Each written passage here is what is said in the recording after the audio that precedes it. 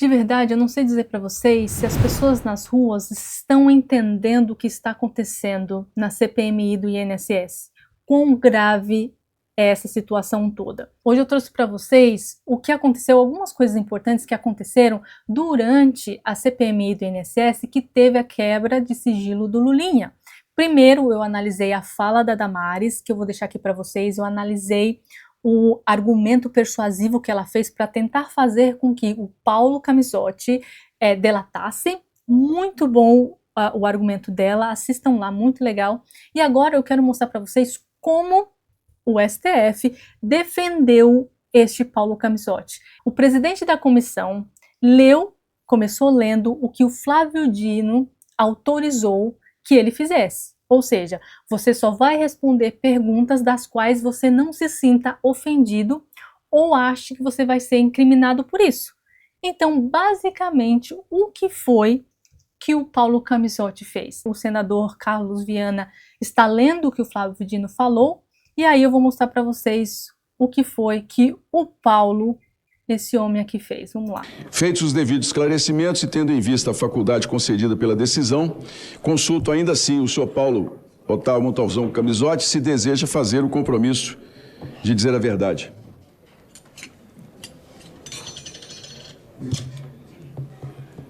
Não, Excelência. É isso. Essa é a comédia brasileira. Ele simplesmente disse não. Porque ele está no seu direito. Ele poderia ter falado, vou pensar, talvez, mas a coisa é tão escrachada no Brasil que ele não fez questão de armar uma narrativa. Ele não fez questão de montar um comportamento diferenciado de, sei lá, vou mentir, vou fingir. Ele não precisava falar que ele não vai responder de forma honesta. Ele poderia ter falado, não sei, pode ser, vou ver. Sei lá, ele simplesmente confessou. Você vai responder? Não. E foi o que ele fez. Ele não respondeu. Não só não respondeu, como também ele fez uma coisa que se eu não tivesse assistido à CPMI, eu não saberia. Que foi o quê? Ele não queria comparecer, isso todo mundo sabe, ele foi protegido pelo Dino, pelo STF. Aí, da primeira vez que ele foi chamado, ele inventou que ele tinha ficado doente. E não foi na CPMI. Logo, agora, ele teve que ir, porém, abraçado pelo STF, e ele foi com uma condição, que é essa aqui, que é absurda. Vamos mostrar aqui para vocês verem. Depois ele pediu à CPMI que ela custeasse integralmente as passagens aéreas, sua e de todos os advogados. Eu quero saber se realmente isso aconteceu, senhor Paulo Otávio, se o senhor solicitou e se foram pagas as passagens aéreas para que o senhor e os seus advogados estivessem aqui, sim ou não?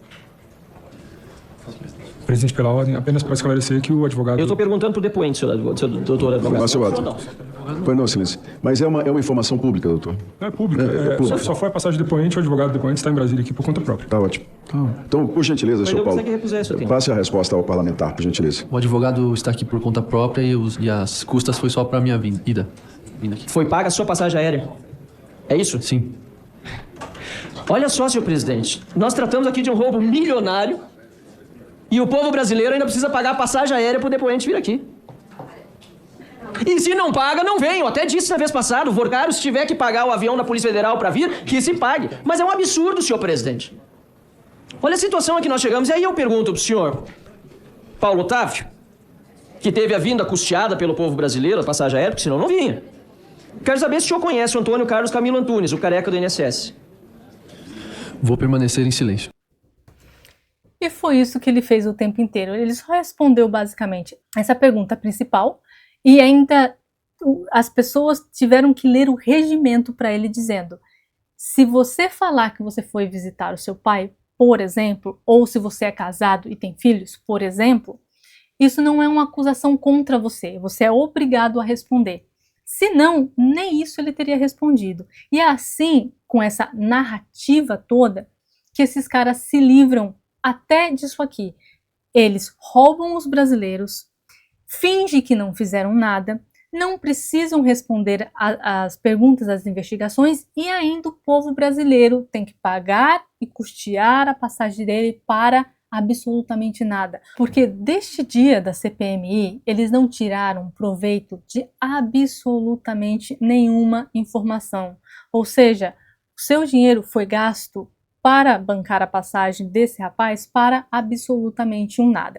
E por causa disso, o relator da CPMI falou coisas muito importantes que eu acho que a gente precisa ouvir atentamente e prestar atenção no que ele tem para falar, porque são coisas importantes. Não só ele vai falar agora, o relator, como também o que a Júlia Zanatta vai falar no final, que vai corroborar com isso aqui que ele falou, com a injustiça, com a impunidade que o Brasil tem em relação a esses corruptos todos. Vamos ouvir.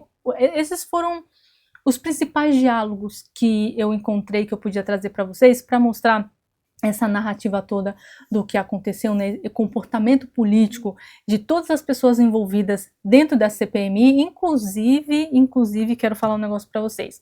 Depois que foi aprovado a quebra de sigilo do Lulinha, ninguém do PT ficou para fazer questionamentos para o Paulo Camisotti. Ou seja, eles só estavam esperando esse momento para fazer a anulação da quebra de sigilo do Lulinha. Como ela não aconteceu, eles correram para provavelmente dar um jeito de Gilmar Mendes ser o autor do arquivamento dessa quebra de sigilo, que é isso que vai acontecer. E aí, tirando todos esses comportamentos que a gente teve por lá, nós temos a fala aqui do relator e também se eu encontrasse esse Zanatta. rapaz, já disse isso uma vez aqui, se eu encontrasse esse rapaz à noite, eu caminhando, ele viesse pela mesma calçada, eu não mudaria de lado, não vou mentir. Rapaz, boa presença, cara aí bem criado, um cidadão que nasceu em berço de ouro, qual é o perigo que ele iria oferecer? E assim, Olhando assim, se a gente olhar para ele toda vez que a gente olhava para ele, se a gente for julgar, realmente você não dá absolutamente nada. Você não fala que esse rapaz, com um cara de quieto, um cara tranquilo, que parece estar inseguro ali, inocente, tem uma cara de inocência, uma postura de uma pessoa que não fez absolutamente nada, se a gente julgar o comportamento e a aparência. Mas aí é que tá.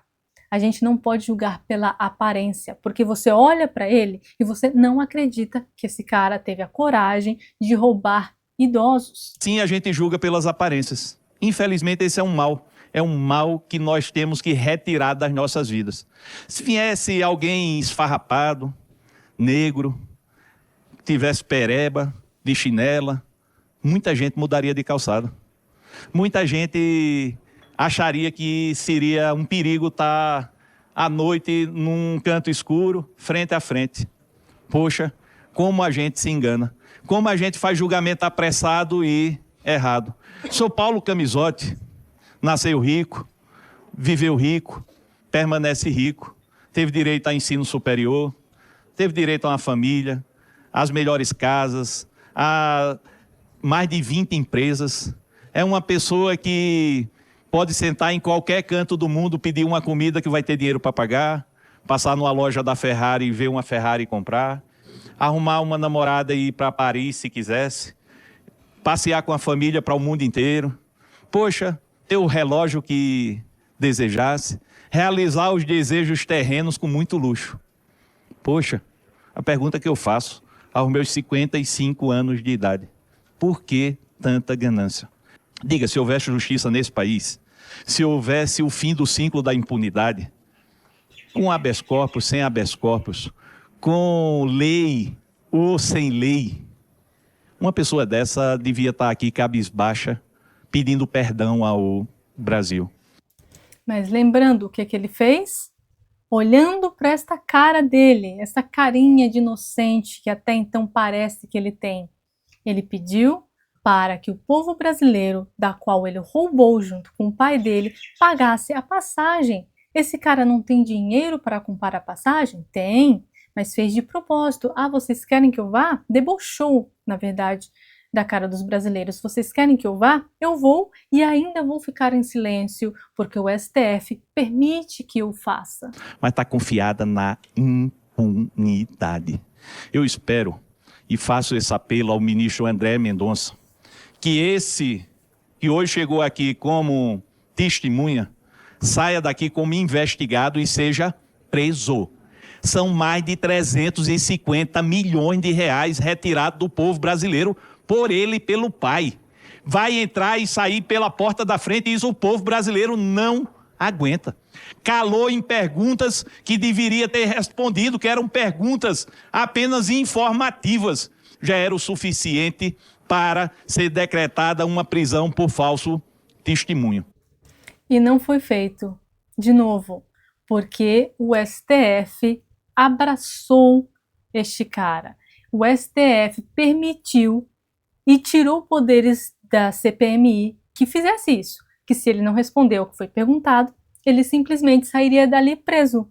Mas o STF, que acha que está acima das leis, que está passando por cima do Congresso Nacional e da CPMI, não só dessa, mas de outras, como eu falei para vocês no vídeo passado, da questão do Gilmar Mendes na Meredith, sobre a Meredith, né, o arquivamento da quebra de sigilo, acha que pode fazer isso. É por isso que eles não estão preocupados. Enquanto a gente não conseguir mudar isso, enquanto a população não mudar, não entender isso aqui, o problema que acontece aqui, e assistir e prestar atenção, ou estar atento a isso aqui, nada vai mudar. Paulo Camizotti veio depor e teima em puxar esse cobertor de novo para cima, com o apoio de políticos e do sistema jurídico. O lugar de Paulo Camizotti, mesmo branco, bem vestido e rico, é na cadeia. Obrigado, senhor presidente. Eu vi a senadora Damares também falar que aqui temos um jovem, o senhor Paulo Otávio Camizotti, que é filho do Camizotti que tá envolvido. Ele tem a vida destruída. Mas, Damares, olha a cara dele. Sobre a fala da Damares, eu queria que vocês assistam, porque eu analisei a fala da Damares, que entendo isso que a Zanata está falando agora, porém a Damares usou argumentos persuasivos para tentar tentar fazer com que ele faça uma delação premiada. Ele não tá com cara de preocupação que tem a vida destruída.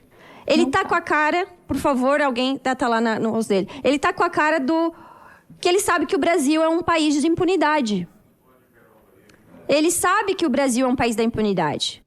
E ele tá fazendo cara de realmente quem não tá preocupado, de quem tá ali mantendo a serenidade, mas por dentro a gente não sabe se ele tá com muito ódio ou se ele tá tranquilo, realmente sabendo que nada vai acontecer com ele. Ele já calcula que isso não vai dar nada.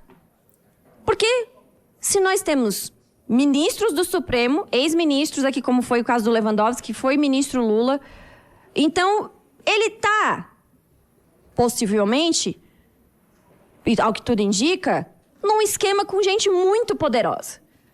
É capaz, presidente, senador Carlos Viana, de quem tá aqui expondo ser preso e punido, e não quem roubou dos aposentados. Esse é o Brasil, é o retrato do Brasil de hoje. Quem fala, quem enfrenta o sistema, quem denuncia, é chamado de louco, de nazista, de fascista. Essas coisas assim que não dá nem para debater, porque é quando não tem argumento que chama isso. Eu sou frequentemente chamada, porque sabe que eu sou uma deputada combativa, atuante, que mesmo com filho, que nem ela falou, não tem bebê em casa. Eu tenho bebê em casa. 11 meses está fazendo hoje, inclusive. Estou aqui porque essa é a função de um parlamentar. Denunciar, fiscalizar, saber o que acontece com o dinheiro do contribuinte, porque, como eu falei, o povo é roubado nos impostos, no aposento. Então, e vou falar mais. Esse senhor não está preocupado. Ele sabe que o pai dele, a turma do pai dele, deve estar bem amparada. Bem amparada. E ele calculou. Não vejo ninguém ser punido nesse país. Por que ele seria punido? Né? Ele sabe. Agora, como foi falado aqui de delação, os grandões vão se safar, vão se proteger. Será que eles vão proteger os outros, como o senhor?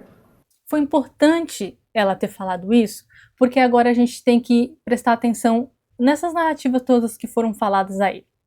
Claro que, se vocês ouvirem lá a fala da Damares, a Damares fala que realmente ele vai ser punido, que realmente é isso que vai acontecer com ele caso ele não faça a delação. Aí agora a Zanata está falando que ele não vai ser porque ele está sendo protegido pelo sistema, que pode ser que se ele fizer a delação, ele realmente ganhe alguma coisa, mas que provavelmente nada vai acontecer com ele, porque tem esse sistema todo por trás, é por isso que ele não está preocupado. E aí eu quero que vocês deixem aqui embaixo qual é a narrativa que vocês acham que é verdadeira nessa história toda, porque aqui a gente tem um jogo de palavras, de persuasão, tentando fazer essa pessoa, o Paulo Camizotti, ajudar nas investigações, que eu acho que ele não vai fazer.